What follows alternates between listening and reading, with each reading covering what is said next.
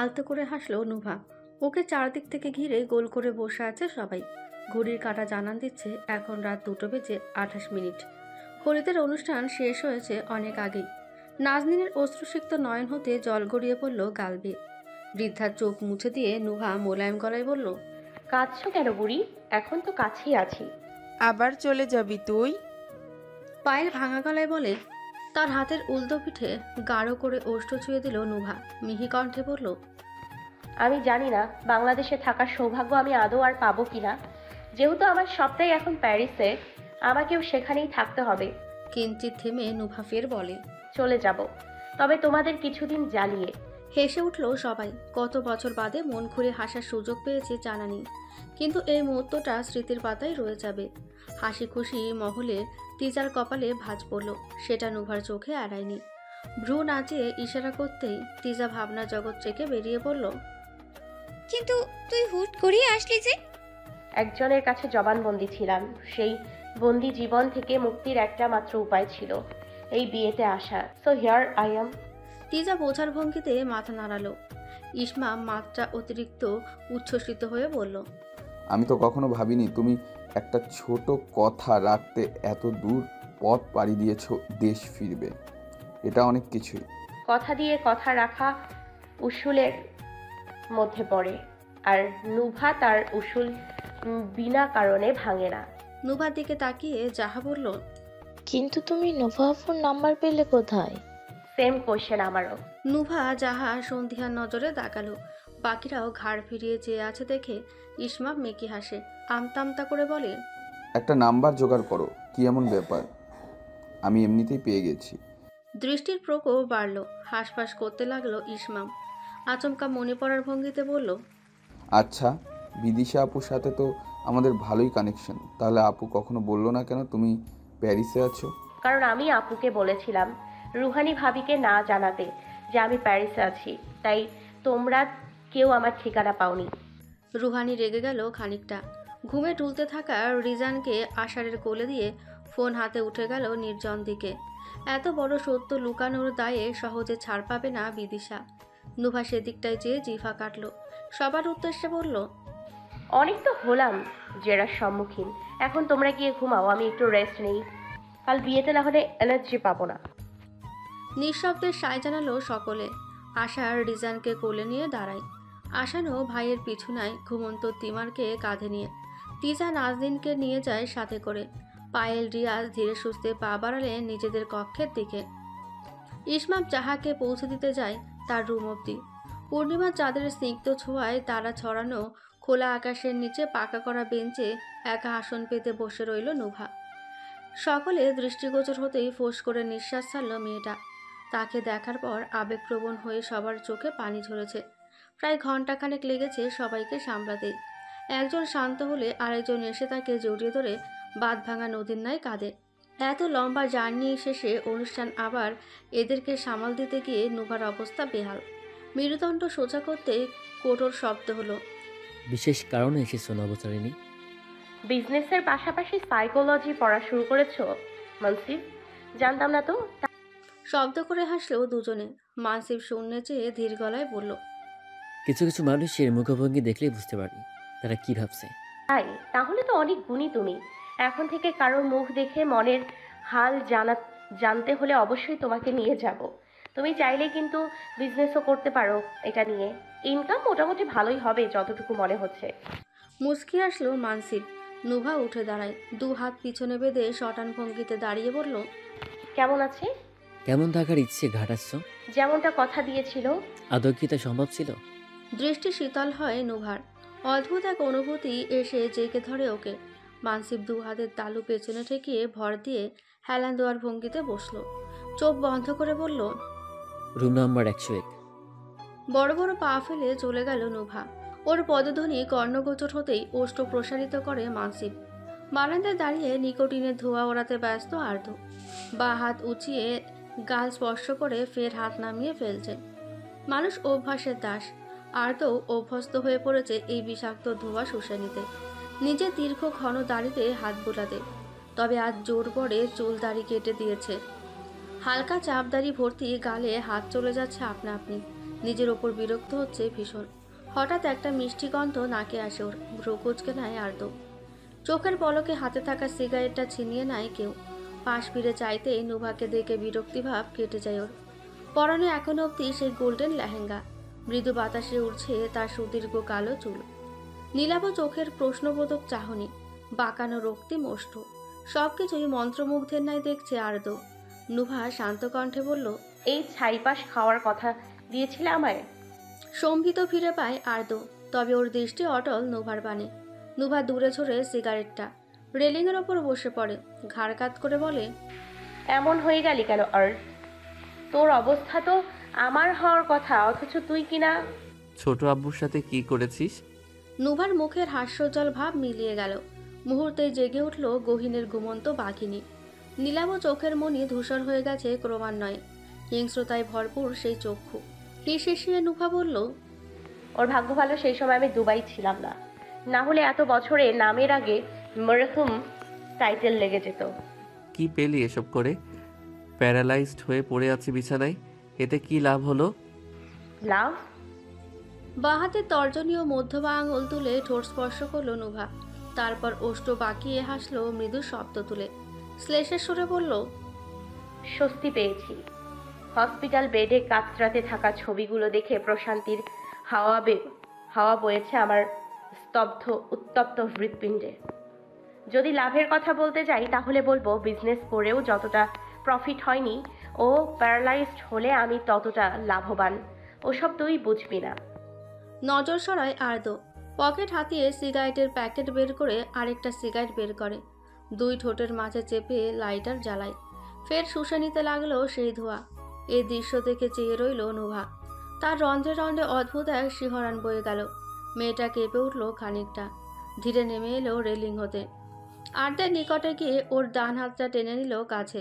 এত বছর বাদে কাঙ্ক্ষিত সংস্পর্শে এসে এক পশলা বৃষ্টি নামলো আর্দ্রের মরুভূমির ন্যায় হৃদয়ে। অন্যদিকে মুখ করে চোখ বন্ধ করতেই হুট করে ব্যথা অনুভব হলো হাতটাই।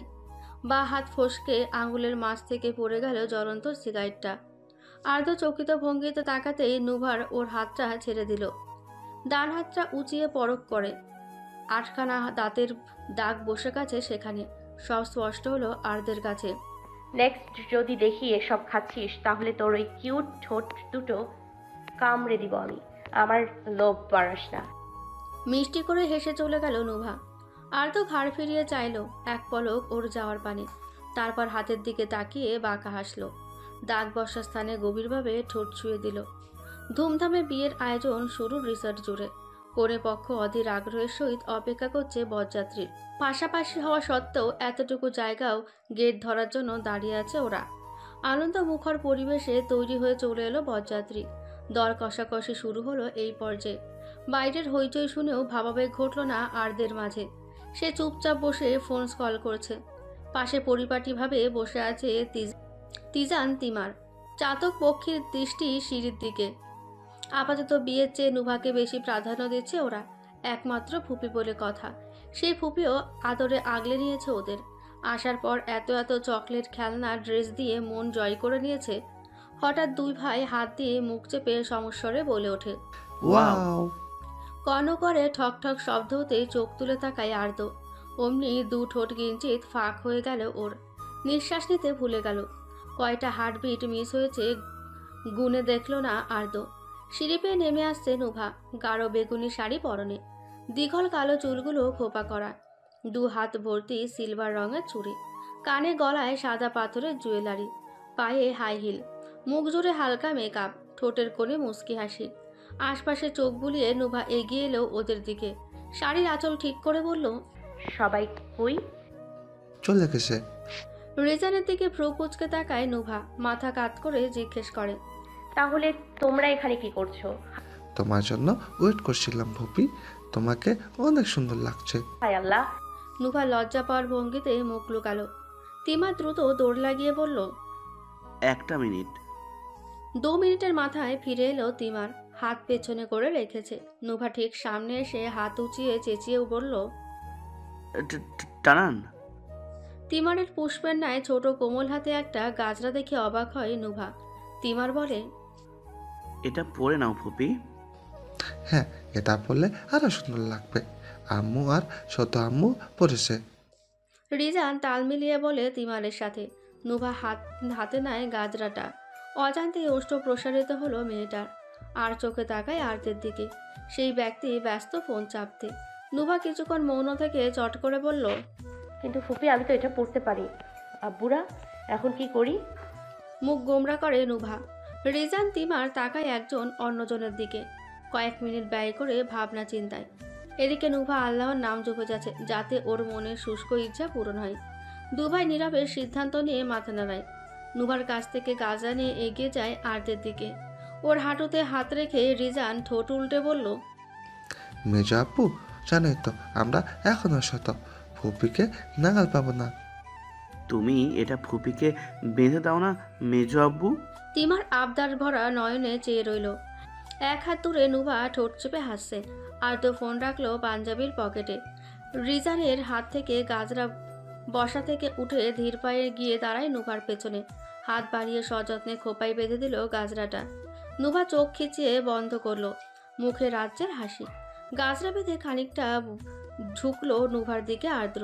কানের কাছে মুখ করে ফিসফিস করে বলল, উড়নচণ্ডী, তুই একটু বেশি সুন্দর এই পৃথিবীর জন্য, এতটা না হলেও পারতি।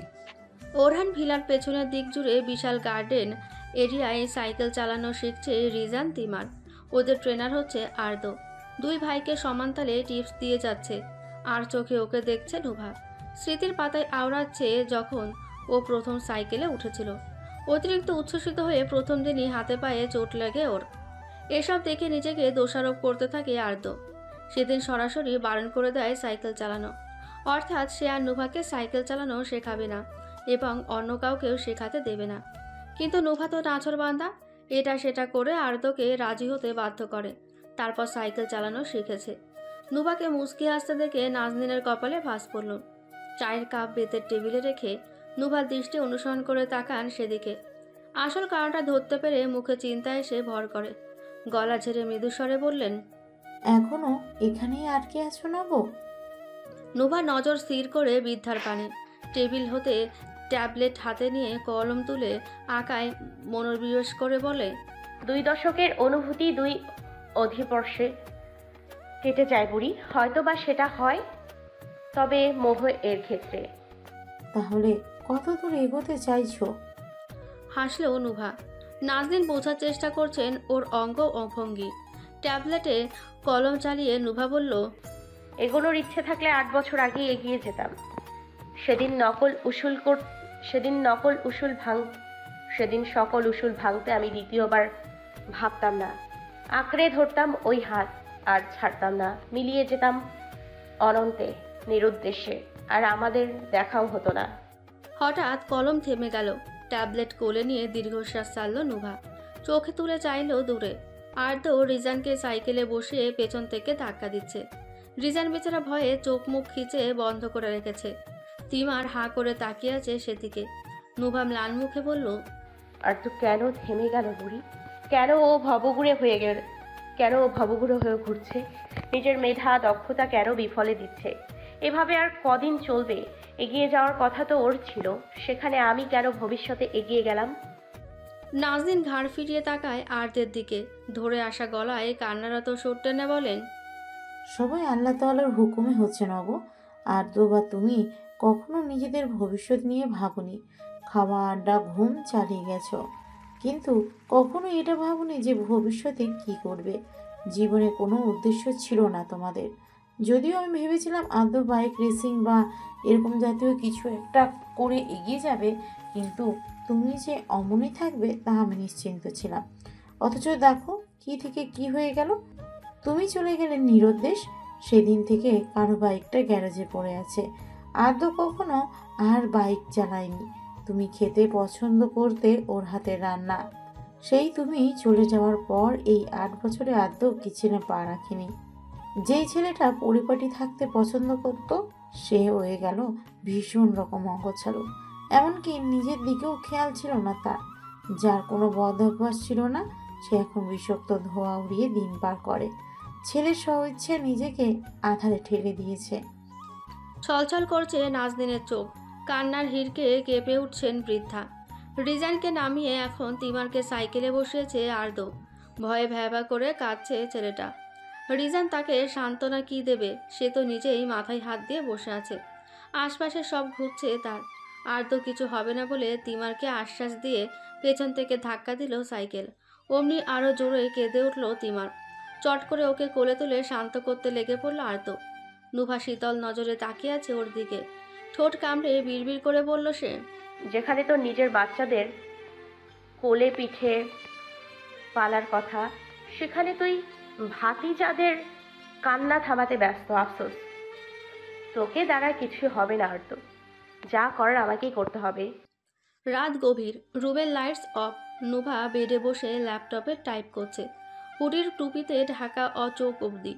হঠাৎ পাশ থেকে ফোন উঠিয়ে কল বসালো। রিসিভ হতেই কণ্ঠে বিরক্তির রেশ টেনে নুভা বলল, এসবের মানে কি? মডেলের অভাব পড়েছে যে আমার প্রমোট করা লাগবে? রুথ ঢোক গিলল। কত চেষ্টা করেও মানসম্মত মডেল না পাওয়ায় শেষে বাধ্য হয়ে নুভাকে শ্যুটের জন্য সিলেক্ট করা হয়েছে ওরই ডিজাইন করা ইয়ার রিংসের জন্য। রুথ শত মানা করার পরেও ডিরেক্টর জানিয়েছে যে করে হোক নুভাকে রাজি করানো হোক। রুথ জোরে নিঃশ্বাস নিল, কোমল গলায় অনুতপ্তের সুর টেনে বলল, আপু, আমি অনেক বলেছি ডিরেক্টরকে, কিন্তু তিনি মানলেন না। আসলে কি, এই ডিজাইনটা নাকি তোমার উপর বেশ মানাবে, তাই উনি। মানবে মাই ফুট? আমি এখনো পাবলিকের সামনে নিজে যাইনি। ওই টাকলা ঘিলুলেস ডিরেক্টর নামক গাধাটা জেনে শুনে আমার নাম কেন ম্যাগাজিনে নামাবে? ওর কি জানের মায়া নাই? মরতে চায় ও। বিরক্ত হয়ে কথা বললেও শেষে ধমকে ওঠে নুভা। ভয়ে চুপসে গেল রুথ। নুভার সব কিছুর সাথে অভ্যস্ত হলেও ধমকানো শুরু শুনলে ভয়ে আধমরা হয়ে যায় মেয়েটা। আবার রাগ উঠলে সহজে শান্তও হয় না, বিধায় রাগের প্রকোপ বেড়ে যায়। ফোনটা টেবিলে রেখে রুথ রুমে পায়চারি শুরু করে। উদ্দেশ্য নুভার রাগ কমানোর উপায় বের করা। ফোনের অপর প্রান্ত হতে নুভা তেজ গলায় চিৎকার করে যাচ্ছে। হুট করে রুথের মাথায় একটা বুদ্ধি এলো। মনে সাহস জুগিয়ে ফোনটা হাতে নিল। ভাগ্যবশত নুভা নিঃশ্বাস নেওয়ার জন্য থেমেছে। রুথ সুযোগ হাতছাড়া করলো না, ফট করে বলল, আপু, তুমি একটা ছোট রিলস বানাতে পারো ইয়ার রিং জোড়া পরে। চাইলে আর্দ্র ভাইয়াকে নিতে পারো, পাবলিশ করার জন্য না, এমনি মানে তুমি আর ভাই। নিজের মতো গড়গড় করে বলে যাচ্ছে রুথ, কিন্তু নুভার সেদিকে বিন্দুমাত্র খেয়াল নেই। সে ভাবনার মাঝে হারিয়ে গেছে। ইনস্টা রিলস আদ্রকে নিয়ে নুভার মনে লাড্ডু ফুটতে লাগলো।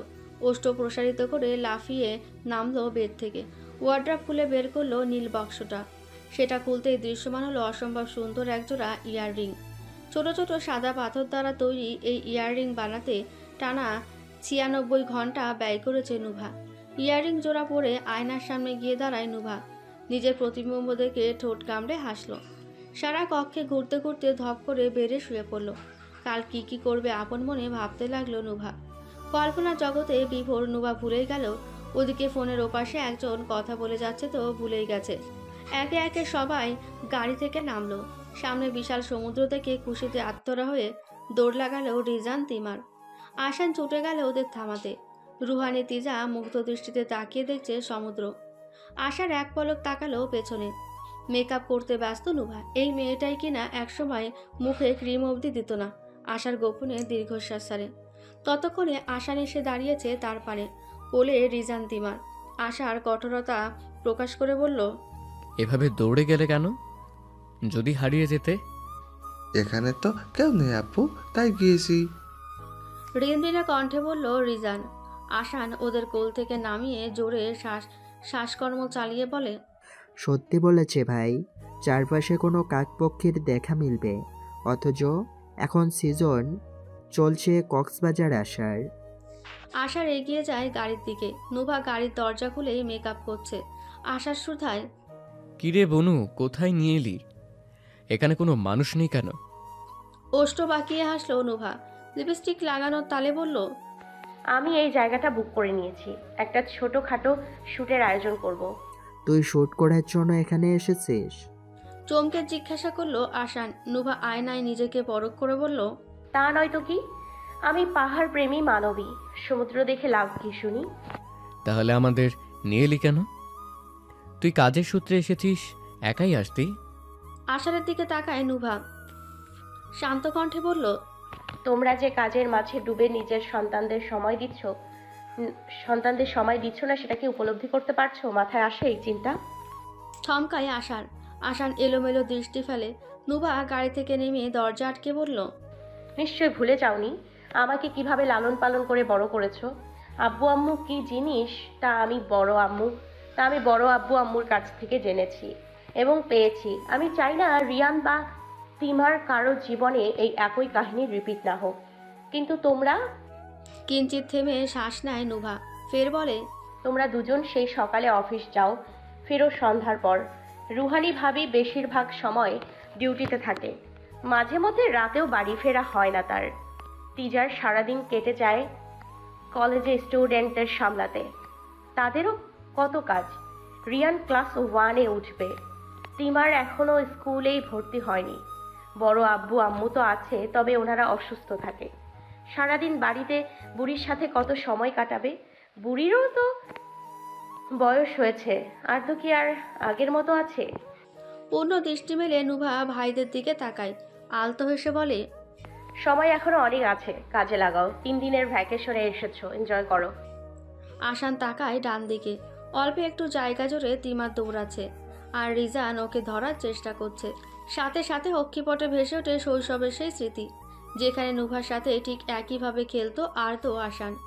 ধক করে উঠল আশানের ভেতরটা। দ্রুত পায়ে গিয়ে দাঁড়ালো ওদের সামনে। তাকে দেখে রিজান তিমার ভদ্রভাবে দাঁড়িয়ে পড়ল। আচমকা আশান হাঁটু গেড়ে বসে পড়ল তীরে, শক্ত করে জড়িয়ে ধরল ছেলেকে। তিমা ড্যাব ড্যাব করে তাকিয়ে রইল।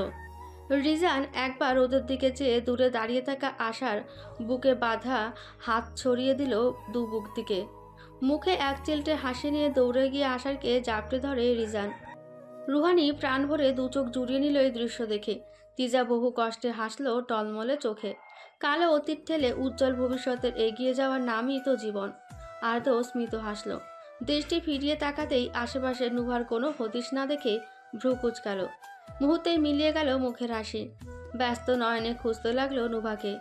একটু আগেও তো এদিকেই ছিল, ওই গেল মেয়েটা। কিরে, তোর বউকে খুঁজছিস? তড়িৎ গতিতে ঘুরে দাঁড়ায় আর্দ। পেছনে হাত বেঁধে দাঁড়িয়ে আছে নুভা, কপালে ভাঁজ তার। আর্দ কয়েক পলক ওর দিকে চেয়ে থেকে নিজেকে ধাতস্থ করে নিল। নুভা ধীর গলায় বলল, এখন বলিস না, এমনি তাকিয়ে দেখছিলি। এমনি দেখছিলাম। বলে হাঁটা ধরে আর্দ। নুভা ভেঙচি কাটল, গলা উঁচিয়ে ব্যঙ্গ করে বলল, ধরা পড়লে চোর ও চুরি করার কথা বলে না। সমুদ্রের তীরে বসে গোধূলির আলো মাখা আকাশের দিকে চেয়ে আছে আর্দ। পানির ঢেউয়ে ওর পুরো জিন্স ভিজে গেছে, শার্ট নিচের দিক থেকে আধ ভেজা, ওপরের 3টে বোতাম খোলা। এখান থেকে স্পষ্ট দেখা যাচ্ছে সূর্যাস্ত। এই মিহি আলোর মাঝে নুভার হাসি মাখা মুখটাই বেশি ভাসছে আর্দের চোখে। আচমকা কারো পায়ের শব্দ পেয়ে সম্বিত ফিরে এলো ওর। দৌড়ে এসে ধপ করে ওর পাশে বসলো নুভা। হাসি মুখে বলল, দেখ তো আমায় কেমন লাগছে। চোখ ঘুরিয়ে তাকায় আর্দ। শুভ্র রঙা টপস আর কালো জিন্স পরেছে নুভা। খোলা চুলগুলো বাতাসে উড়ছে, কানে সুন্দর একজোড়া ইয়াররিং। রক্তিম ঠোঁট চকচক করছে লিপ জেল দেওয়ায়। আর্দ ঢোক গিলে গলা ভেজায়। অন্যদিকে মুখ করে বলে, যেমনটা সবসময় লাগে। খুশি হলো নুভা। পকেট থেকে ফোনটা বের করে চাপলো কিছুক্ষণ, অতঃপর ক্যামেরা বের করে ধরিয়ে দিল আর্দের দিকে। মিহি কণ্ঠে বলল, একটা রিলস বানাতে হবে, তুই জাস্ট ভিডিও করে দে, বাকিটুকু আমি সামলে নিব। হকচকিয়ে ওঠে আর্দ। নুভা শব্দ করে হেসে ওর দিকে ঘুরে বসে, ইশারায় শুরু করতে বলে ভিডিও। আর্দ উজবুক দৃষ্টিতে তাকিয়ে ক্যামেরার লাল বাটনে ক্লিক করলো। অমনি গান বেজে উঠল ফোনে, সঙ্গে তাল মিলালো নুভা। Yeah, if we got a girlfriend, I'm jealous of her, but if you single, that's one street. Video শেষে চোখ টিপল নুভা। আর্দের হাত ফসকে ফোন পড়ে গেল। তাড়াতাড়ি ফোনটা উঠিয়ে দেখতে লাগলো নুভা। আর্দ ঘোরের মাঝে আনমনে বলল, সরি, পড়ে গেছে। ব্যাপার না, আমি এডিট করে নিব। মুখে হাসি ফুটিয়ে বলল নুভা। আর্দ অবস্থান এখনো ঘোরের মাঝে। ভিডিও দেখে ফের হাসলো নুভা। আর্দের দিকে চেয়ে বলল, যা শট নিয়েছিস তোকে হলিউডে পাঠিয়ে দিব ভাবছি, ক্যামেরাম্যানের দায়িত্বে থাকবি। কিছু একটা ভেবে নুভার মুখের হাসি উবে গেল। চেঁচিয়ে বলে উঠল, না না না, তুই হলিউডে যাবি না। ওখানে অ্যাক্টরসদের ড্রেসের ঠিকঠাক নেই। তুই আজীবন বেকারত্বে থাক, সমস্যা নেই, কিন্তু হলিউড না, একদম না, কখনোই না। হুট করে নুভাকে রেগে যেতে দেখে অবাক হয় আর্দ্র। নুভা নিজের মাঝে বিড়বিড় করতে লাগলো। উঠে দাঁড়িয়ে পা বাড়ালো যাওয়ার জন্য। আর্দ্র চেয়ে রইল ওর যাওয়ার পানে। কয়েক কদম গিয়ে নুভা থমকে দাঁড়ায়। ফের দৌড়ে এসে হাঁটু গেড়ে বসে আর্দ্রের সামনে। ওর দুগালে হাত রেখে চোখ বন্ধ করে বিড়বিড় করে কিছু একটা বলে। তারপর ফু দিয়ে দেয় ওকে। দু গাল চেপে ধরে নুভা কণ্ঠ খাদে নামিয়ে বলে, অনেক সুন্দর লাগছে তোকে, মাশাআল্লাহ। কোনো নারী জাতির নজর না লাগুক তোর উপর। যে নজর দেবে ওর জীবনেও বিয়ে হবে না। বল আমিন। আমিন। আর্দ্র আমিন বলতে নুভার মুখে ফের হাসি এসে ভিড় করলো। মেয়েটা উঠে দাঁড়িয়ে দৌড়ে চলে গেল। ওর কোমল ছড়ানো দ্বিঘল কালো চুলগুলো দৌড়ের তালে ঢেউ খেলছে। আর্দ্র মাথা কাত করে মুগ্ধ নয়নে তাকিয়ে আছে সেদিকে। ওরান ইন্ডাস্ট্রির 50 বছর পূর্তি উপলক্ষে অনুষ্ঠানের আয়োজন করা হয়েছে। কক্সবাজার থেকে ফিরে সাথে সাথে এই কাজে লেগে পড়েছে আশার আসান। আগামীকাল সাপ্তাহিক ছুটি হওয়ার সুবাদে ফাংশন রাতে করা হবে। এই নিয়ে দ্বিগুণ খুশি রিজান তিমার। দুজনের সমানতালে তৈরি হচ্ছে ফাংশনে যাবে বলে। রুহানি তিজা রীতিমতো হিমশিম খাচ্ছে ওদের সামলাতে। গ্রিন এমরাল্ড পাথরের বালা দুটো পায়েলের হাতে পরিয়ে দিল নুভা। পায়েল মুগ্ধ নয়নে তাকিয়ে দেখছে হাতের বালা। কিছুক্ষণ বাদে বললেন, এগুলো তুই বানিয়েছিস? কণ্ঠে বিস্ময়ের ছাপ স্পষ্ট। নুভা পায়েলের শাড়ির কুচি ঠিক করে দিয়ে উঠে দাঁড়ালো। হেসে বলল, জি হ্যাঁ আম্মুজান, আমি বানিয়েছি। ইউ নো হোয়াট, এটা আমার বানানো প্রথম জুয়েলারি, কিন্তু এটা সেল করার জন্য বানাইনি। উদ্দেশ্য ছিল আমার বানানো প্রথম জুয়েলারি তোমার হাতে শোভা পাক। ইচ্ছে পূরণ হলো আজ। আবেগপূরণ হয়ে গেলেন পায়েল। ছলছলে চোখ দুটো তুলে তাকান তিনি। নুভার গালে হাত রেখে ওষ্ঠ প্রসারিত করে ধরে আসা গলায় বলেন, আমি ভাবতেও পারিনি এমন কিছু করবি। অনেক গর্বিত আমি তোকে নিয়ে। আবার মনের গহীনে আমাকে দোষী সাব্যস্ত করো না। কি বলছিস? তুই দোষী হতে যাবি কেন? হতবিহল দৃষ্টিতে চেয়ে রইলেন পায়েল। নুভা ওনার হাতটা নিজের দু হাতের মুঠোয় নিল। লাল মুখে বলল, তোমার ছেলেটা যে পিছিয়ে গেল সব থেকে। সেখানে কি তোর হাত ছিল? নুভা নত জানু। পায়েলের চোখ মুখ শক্ত হলো। তিনি কঠোর দৃষ্টি ফেলে জোর গলায় বললেন, যদি তুই নিজেকে এর জন্য অপরাধী বলে দাবি করিস, তাহলে আমি মা হয়ে বলবো আমার সন্তান ভালোবেসে অপরাধ করেছে। কি বলছো এসব? যেটা সত্য। এক হাতে তালি বাজে না নোভা, দুদিক থেকেই অনুভূতি জেগেছে বলে জল এত দূর গড়িয়েছে। আর কখনো নিজেকে এর জন্য দায়ী ভাবলে ভুলে যাবি তোর কোনো বড় আম্মু আছে। পায়েলকে জাপটে ধরে নুভা তার কাঁধে থুতনি রেখে মিহি কণ্ঠে বললে, দোহাই লাগে, এই কথা আর কখনো বলবে না বড় আম্মু। অপরাধ যখন করেছি তার শুধরে নেয়ার দায়িত্ব আমার। মনে মনে বললেও মুখে কিছুই বলতে পারল না নুভা। পায়েল শটান হয়ে দাঁড়ালো। ও মুচকি এসে বলল, তুমি বুড়িকে দেখে এসো, আমি ততক্ষণে রেডি হয়ে নিচে নামছি। দ্রুত পায়ে বেরিয়ে গেল নুভা। পায়েল হাতে পরা বালা দুটোর দিকে অশ্রুসিক্ত নয়নে চেয়ে রইলেন। করিডোরের শেষ প্রান্তে নিজের কক্ষের দিকে যাওয়ার পথে থামে নুভা। ধূপধাপ শব্দে নিচে রেলিং ঘেঁষে নিচে তাকায়ও। ফিটফাট হয়ে নিচে নেমে এলো রিজান তিমার। নাজদিন সোফায় বসে টিভি দেখছেন। পরনে নীল পাড়ের আকাশি রঙা জামদানি শাড়ি। দুই ভাই দৌড়ে এসে দাঁড়ায় তার সামনে। রিজান চুলে হাত বুলিয়ে বলল, ভালো করে দেখে বলো তো বড় দাদি, কাকে বেশি হ্যান্ডসাম লাগছে? No sitting. নাজদিন দুজনের হাত ধরে কাছে টেনে বললেন, আমার দুই দাদু ভাইকে অনেক অনেক হ্যান্ডসাম লাগছে, কেউ কারো থেকে কম না। রিজান ভ্রু কুচকে তাকায়। তিমার ঠোঁট ফোলায়। নাজদিন ওদের মুখভঙ্গি দেখে শুধালেন, কি হলো, ভুল বললাম নাকি? না, ভুল বলনি, আমরা দুজনেই অনেক হ্যান্ডসাম, কিন্তু সমস্যা অন্য জায়গায়। রিজান জোরে নিঃশ্বাস ছাড়ে। নাজদিন ধীর গলায় জিজ্ঞাসা করলেন, কি সমস্যা? ফুপি বলছিল আজ তুমি যাকে বেশি সুন্দর বলবে তার সাথে তুমি ফাংশনে ডান্স করবে, কিন্তু আমাদের দুজনকে ভালো লাগলো কিভাবে কি? চোখ বড় বড় করে তাকায় নাজদিন। নুভা চট করে দেওয়াল ঘেঁষে দাঁড়িয়ে পড়ে। বিরক্তি প্রকাশ করে বিড়বিড়িয়ে বলল, একটা কথা পেটে রাখতে পারে না, একদম ওই অপদার্থটার মতো হয়েছে। নুভা ঘাড় ফিরিয়ে তাকায় বাঁ দিকে। পাশের কক্ষের দরজা চাপানো।